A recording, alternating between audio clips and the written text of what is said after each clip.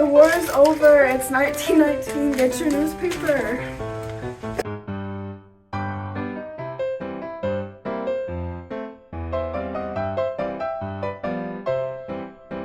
Breaking news! They're about to invent jazz. Well, technically speaking, jazz was invented a while back in New Orleans.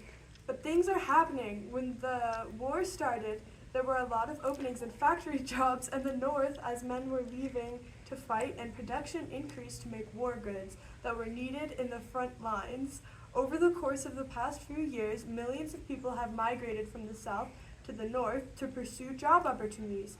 Not just any people, though, but African Americans. They're calling this the Great Migration, but this is changing the social climates of our great nation. For the first time, large black neighborhoods are being established in northern cities. Many of these are becoming cultural hubs for African Americans.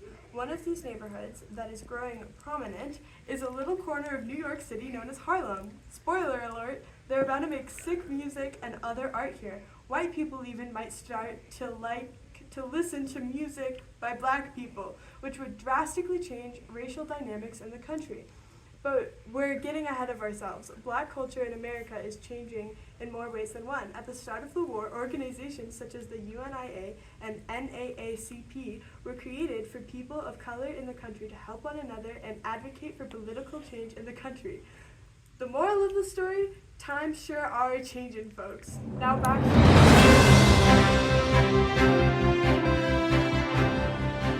Thanks, Kyla. Thinking back on your story, we're going to take a closer look at that Great Migration. As we talked about in the last story, the war effort created a plethora of job opportunities in the North, but there were also many push factors drawing Black Americans out of the South. It's no secret that the South has a long history of racism and oppression. With harsh Jim Crow laws, constant antagonization, and the violence against minorities, the many African Americans that came into the North weren't just seeking work. They were fleeing an unsafe environment, unfortunately. However, it wasn't all smooth sailing from here.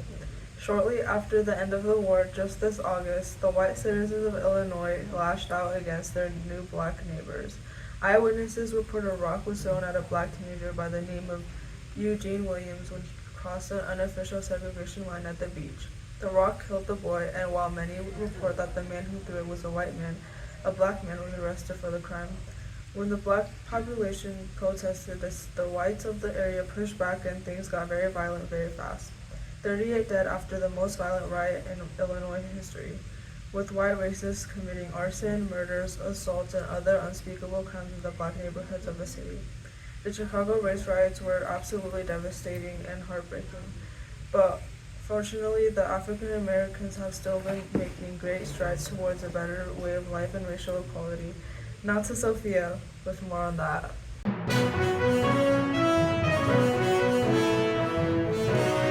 Malu, as everyone at home knows, the war was tragic and difficult, but it may have resulted in some good. African American soldiers played a significant role in the civil rights movement in several ways. Joining the military was appealing for many, especially black men, for the benefits it granted you and your family.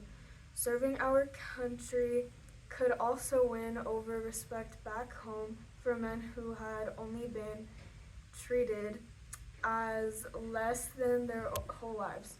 Many others were drafted, but their service would still not go unrecognized back home.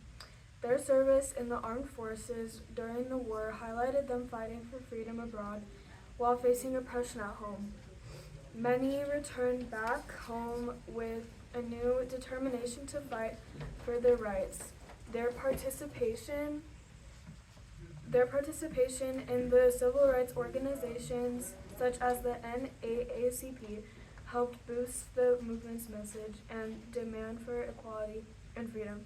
Additionally, their affection and efforts during the war and after their military service contributed to the desegregation of the armed forces and led to advancements in civil rights. Thank you.